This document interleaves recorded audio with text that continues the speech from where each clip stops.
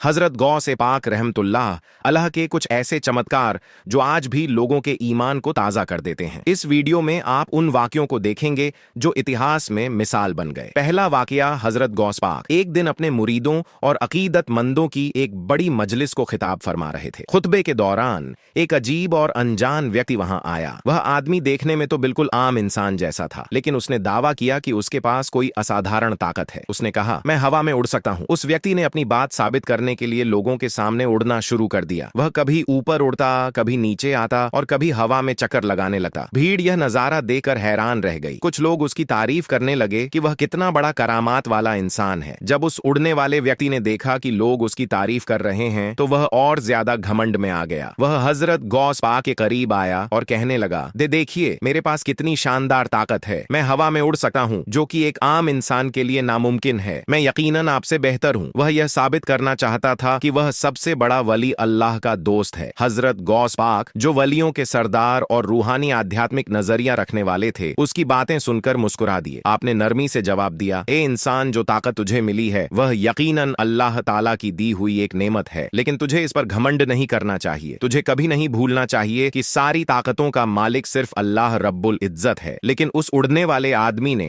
हजरत गौस पाक की बात को नजरअंदाज कर दिया और अपने आप को सबसे बड़ा बताने की जिद करता रहा। उसने कहा, नहीं, यह मेरी अपनी ताकत है। मैंने मेहनत और रियाजत साधना से यह काबिलियत हासिल की है। बेशक यह अल्लाह ने मुझे दी है, लेकिन मैंने इसके लिए बहुत मेहनत की है। हजरत गौस पाक ने एक बार फिर उसे समझाने की कोशिश करते हुए फरमाया, ए मेरे भाई, अगर अल्लाह ताला तुझसे यह ताकत वापस ले ले तो क्या होगा? तू कुछ भी नहीं कर पाएगा। तुझे अल्लाह का शुक्र अदा करना चाहिए। लेकिन वह आदमी अपनी गलत फहमी में इतना डूबा हुआ था कि उसने शेख की कोई बात नहीं सुनी। वह अपनी उड़ने की काबिलियत पर बहुत ज्यादा घमंड कर बैठा था। फिर अचानक उसे महसूस हुआ कि उसके शरीर में कुछ हो रहा है। उसे कमजोरी सी महसूस होने लगी। उसे ऐसा लगा जैसे उसकी ताकत उससे छीन ली जा रही हो। ऐसा एहसास हुआ जैसे किसी ने उसकी रूह खींच ली हो, या जैसे उसकी सबसे प्यारी चीज उसके सामने से छीन ली गई हो। वह घबरा गया। उसका दिल जोर जोर से धड़कने लगा। उसे ऐसा लगा जैसे उसका पूरा वजूद, अस्तित्व ही खत्म हो रहा है। जब उसने दोबारा उड़ने की कोशिश की तो वह हवा में लड़खड़ाने लगा। उसने संतुलन बनाए रखने की कोशिश की, लेकिन नाकाम रहा। भीड़ में मौजूद लोग जो पहले उसकी तारीफ कर रहे थे अब हंसने लगे। वह उड़ता हुआ व्यक्ति बेबसी की हालत में जमीन पर गिर पड़ा। उसे अपनी कमजोरी और बेबसी का बहुत गहरा एहसास हुआ, बिल्कुल ऐसे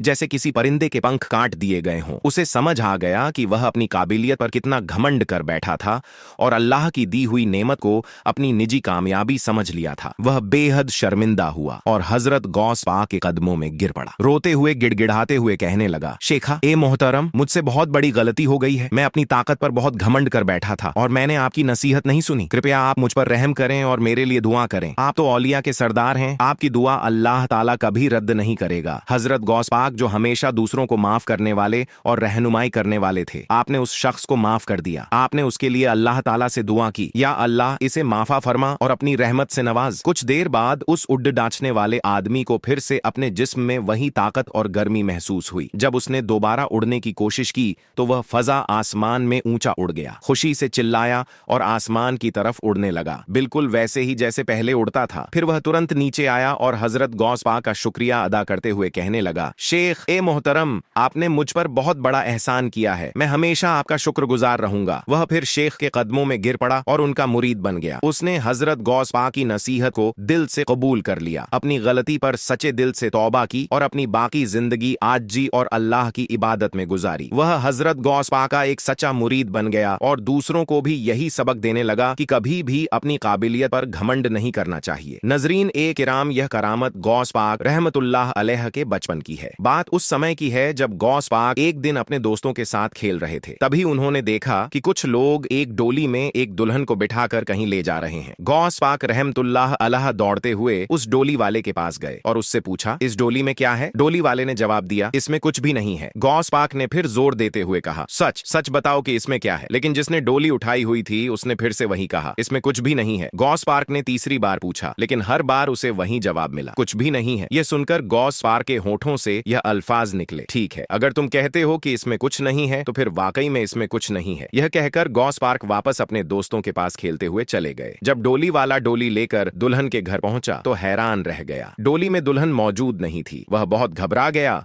और परेशान हो गया। दुल्हन के माता पिता ने पूछा, मेरी बेटी कहाँ है? डोली वाले ने कहा, मैं कसम खाकर कहता हूँ कि मैंने आपकी बेटी को कहीं नहीं पहुंचाया या गुम नहीं किया। फिर उसने उन्हें रास्ते में हुए पूरे वाक्य के बारे में बताया। कुछ बच्चे खेल रहे थे और उन्हीं में से एक बच्चा ऐसा था जिसका चेहरा चांदनी रात के चांद की तरह चमक रहा था। उसी बच्चे ने मुझसे 3 बार पूछा कि डोली में क्या है, और मैंने हर बार यही कहा कि इसमें कुछ नहीं है। आखिर में उस बच्चे ने जाते जाते कहा, अगर तुम कहते हो कि इसमें कुछ नहीं है तो फिर सच में इसमें कुछ नहीं है। और जब मैं घर पहुंचा तो देखा कि दुल्हन तो डोली से गायब है। वह आदमी फिर उसी जगह लौटा जहां उसकी मुलाकात गॉस पार्क से हुई थी और पूछता पूछता गॉस पार्क के नाना के पास पहुंच गया। उसने पूरा वाकया गॉस पार्क के नाना को सुनाया। उन्होंने गॉस पार्क को बुलाया और पूछा, क्या तुमने वाकई उसकी दुल्हन को गायब कर दिया? गॉस पार्क मुस्कुराते हुए बोले, मैंने उससे 3 बार पूछा कि डोली में क्या है। उसने हर बार कहा कि कुछ नहीं है, तो मैंने भी कह दिया कि अगर इसमें कुछ नहीं है तो फिर इसमें कुछ नहीं है। यह सुनकर गॉस पार्क के नाना ने फरमाया, उनकी दुल्हन उन्हें वापस लौटा दो। फिर गॉस पार्क ने उस आदमी से कहा, जाओ घर जाओ और अपनी डोली को देखो, तुम्हें तुम्हारी दुल्हन उसमें वापस मिल जाएगी। और जब उस आदमी ने घर जाकर देखा तो सच में वही दुल्हन जो गायब हो गई थी दोबारा उसी डोली में मौज किया थी। हजरत गौस ए पाक रहमतुल्लाह अलैह का एक मुरीद था। उसके यहाँ एक बेटी पैदा हुई, लेकिन वह लड़की जन्म से ही विकलांग थी। न उसके हाथ थे, न पैर, न वह चल सकती थी, न हिल सकती थी। बस एक गोश्त का लोथड़ा थी, जहाँ रख देते वहीं पड़ी रहती। कुछ समय इसी हाल में बीत गया। फिर उस मुरीद की पत्नी ने कहा,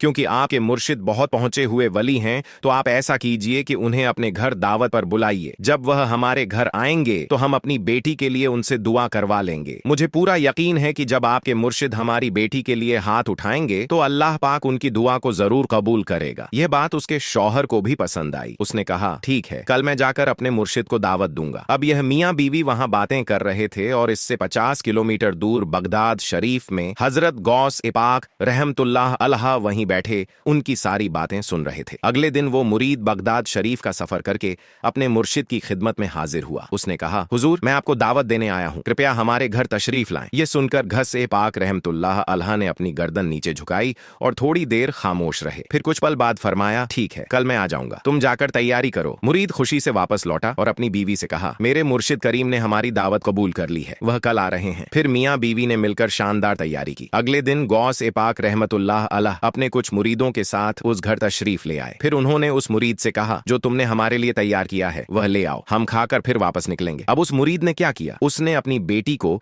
जो कि जन्म से विकलांग थी, न हाथ न पैर, सिर्फ एक लोथड़ा थी, उसे उठाकर गौस ए पाक रहमतुल्लाह अलैह के सामने रख दिया। गौस ए पाक रहमतुल्लाह अलैह ने देखा तो वह एक बिल्कुल विकलांग बची थी। उन्होंने पूछा, यह क्या है? मुरीद ने बहुत ही आजी के साथ हाथ जोड़कर कहा, हुजूर, यह मेरी बेटी है जो पैदाइशी विकलांग है। आप या तो इसके लिए दुआ फरमा दें कि यह ठीक हो जाए या फिर दुआ करें कि यह मर जाए, क्योंकि अब हम भी इससे परेशान हो चुके हैं। यह सुनकर गौस ए पाक रहमतुल्लाह अलैह मुस्कुरा दिए और अल्लाह की बारगाह में दुआ की। फिर बची से फरमाया, करूंबी इस्नैला, यानी उठ जा अल्लाह के हुक्म से। बस हमारे प्यारे गौस ए पाक रहमतुल्लाह अलैह के मुबारक लबों से यह अल्फाज निकलने की देर थी। वो बच्ची फौरन उठकर खड़ी हो गई। यह करामत देकर मियाँ बीवी की खुशी का ठिकाना न रहा और उन्होंने अंजुमन अदब से अर्ज किया, हुजूर, एक बात और बताइए, जब मैं आपको दावत देने आया था तो आपने थोड़ी देर खामोशी इख्तियार की थी, फिर दावत कबूल की थी, उसका क्या राज था? इस पर गौस से पाक रहमतुल्लाह अलैह मुस्कुराते हुए बोले, जब तुम मियाँ बीवी अपने घर में बैठकर मुझे दावत देने की बात कर रहे थे तो मैं बगदाद में बैठा तुम्हारी बातें सुन रहा था और मुझे यह भी पता था कि तुम मुझे किस वजह से बुलाना चाहते हो। इसलिए मैंने अल्लाह की बारगाह में थोड़ी देर चुप रहकर अर्ज किया, या अल्लाह, अगर तूने इस बच्चे की शिफा मेरे हाथों में रखी है तो मैं इस दावत को कबूल करूं, वरना ना करूं। तो अल्लाह ताला ने फरमाया, बेशक मैं हर चीज पर कादिर हूं और तू मेरा अब्दुल कादिर है। हाथ उठाकर मुझसे दुआ मांगना तेरा काम है और उस बच्ची को सही सलामत खड़ा करना मेरा काम है। बस यही वजह थी कि मैंने तुम्हारी दावत कबूल की।